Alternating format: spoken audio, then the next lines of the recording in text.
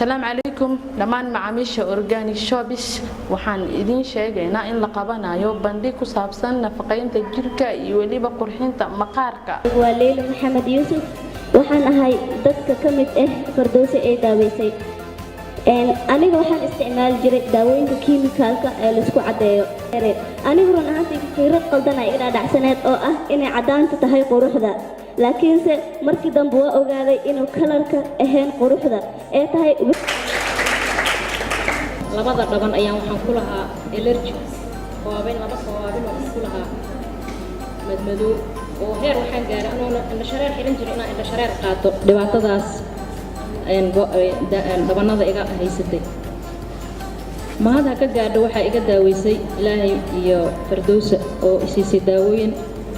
الحمد لله وكفي عنادي أودي دونا لاتنك أكتوبر 2017 maalinta Jimcaha ah waxaana lagu soo bandhigayaa waxtarka ama saameynta nafaqeynta ay ku leedahay jirka iyo waliba qaabab dabiici ah oo loo quruxsado jirka bandhiga waxa ka soo qayb qaadanayo dhaqaatiir iyo waliba khubaro aqoon dheeri u leh alaabaha organic shops ka soo qayb galayaasha xadidan awgeeda macaamiisha sharafta waxaan u sheegaynaa inay si dhaqsi leh isku diiwaan geliyaan isdiiwaangelintuna waa bilaash lambarada aan kala soo xiriiri kartaan waxa kamid ah landline 60 20 20 ama 6 8 7 kasoo qaybgalkiina waa inoo muhiim welcome